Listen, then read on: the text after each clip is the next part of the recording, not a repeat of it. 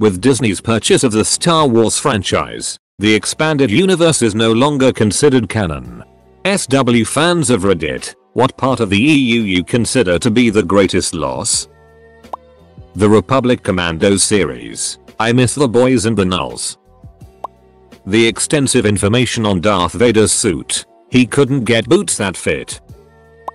More than what part of the EU you consider to be the greatest loss? Definitely the United Kingdom. As a major economic center of Europe, it is a big shame for the EU to lose it. Full stop. Kyle Mathurda King Katan. The only Jedi I've ever thought truly walked the line between light and dark side pragmatism. Also at the end of the dark side path of Jedi Academy he puts his lightsaber away and beats your ass with the Force. Darth Revan. I think his appearance is being hinted throughout Star Wars Rebels, The Scourge of Malachia, The Mandalorian Wars, etc. Unpopular opinion here. I actually liked that Disney decanonized most of the crap from Star Wars. A Force-sensitive droid is just itty writing. So something really minor but really annoying to me is the addition in the new movies of ships being able to jump in and out of hyperspace within a planet's atmosphere. In the EU it was explained that gravity wells could pull you out of hyperspace and you could not jump to hyperspace until you were sufficiently removed from powerful gravity wells. This led to the creation of the Interdictor Cruiser, one of my favorite Star Wars ships of all time. These little cruisers could produce their own gravity well of varying sizes to prevent ships from jumping into hyperspace or to ambush ships by pulling them out of hyperspace early. These ships struck fear into the hearts of many Alliance pilots since they relied very heavily on hit and run tactics.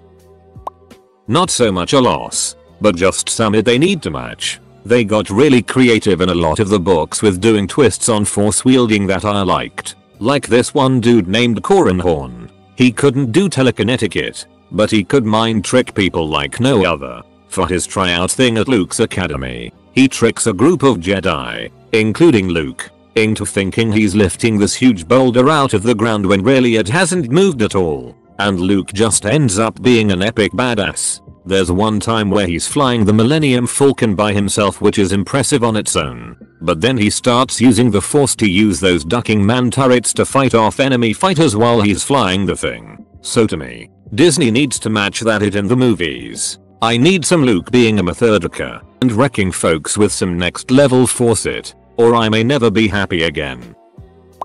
We got to keep Thrawn. But I do miss Mara Jade,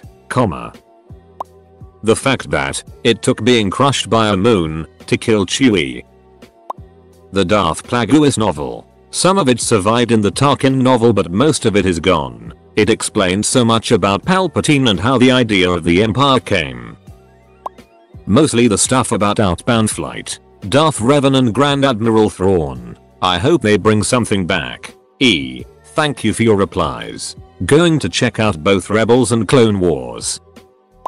Honestly, I miss Jacen, Jaina, and Anakin Solo. Not because they were in many good stories, they weren't. But I started reading the EU when I was 8. Having grown up with them, I can't help but have a soft spot for those three. Shadows of the Empire, or at least the story concept, the events between ESB and ROTJ. Reread it last year and the writing style feels more like fan fiction than Star Wars. But the overall storyline is ducking excellent. I mean it. There's a video game and a soundtrack. So can someone please make a movie? 1. Luke and Leia's now awkward extrema sexual tension in Splinter of the Mind's Eye. 2. All of the super weapons that weren't giant death spheres. 3. The Yuuzhan Vong saga. I grew up on this. And it has some big things. Emotionally moving. And sometimes scary. Also had amazing acting and sound effects in the audiobooks. I forgot Thrawn. Can't forget Thrawn. I'm on a lot of medications. Revan, Kreia, the Old Republic, Thrawn, and the Yuuzhan Vong. Rogue Wraith Squadron, Shadows of the Empire, Jedi Academy. I'd be pretty happy to have Kyle Katarn back at some point, along with Dash Render. Anybody gonna mention Starkiller from Force Unleashed? What about Darth Bane? Orbalisk Armor? Created the rule of 2 for the Sith? All the cool super weapons that aren't just death spheres. The Eclipse, the Sun Crusher, the Galaxy Gun, etc. Mostly the Eclipse. Full stop. No one mentioned the young Jedi Knights. Silly me. There I was sitting at the cinema hoping for Jacen and Jaina to pop up in The Force Awakens. Lots of the little things. Dude in the cantina who appears for 5 seconds? Give him a name, backstory, and how he plays into the universe. Throwaway line about spice? Make an entire backstory for it. Little things like that made the galaxy feel large. Darth Vader in the Ghost Prison. Mara Jade and Grand Admiral Thrawn. Darth Talon 6 red-skinned girl. Also, Disney may have been responsible for the cancellation of 1313 and the Darth Maul video game. One thing I miss, the Old Republic. One thing I don't miss, the nuclear arms race of force powers. People were getting way too strong. All these mentions of Thrawn, but no mention of that San trilogy itself? How is that possible? Thrawn is canon but that San trilogy is fantastic. That's the greatest lossimo. I wish we'd gotten that as episode 7-9 instead of Force Awakens more than less than. Jacen Solo. Nothing had me more riveted than Jacen's descent to the dark side and Vong experiences. His Sith prophecy coming true, and that moment when he realizes he is a Sith Lord and names himself. I know Palpatine is widely regarded as the most powerful Sith, but I think Jacen had the potential to be even more so. Thrawn. I know the character is back but his campaign against the New Republic isn't. Pelarian 2. The Yuuzhan Vong War. Kyle Katarn. Almost all of the Old Republic stuff. From Revan to Bane. The whole Sith history and mythos. The Clone Wars comics. The Battle of JBM is still one of the most brutal things ever printed under the Star Wars name. Darth Maul staying dead. Things I'm glad I gone. Kype Darren and the Sun Crushers. Perhaps the closest to a Mary Sue character that Star Wars ever got. The Skywalker Solo children. Natazee Dalla. Palpatine 2. Clearly, the loss of the holiday special will be mourned.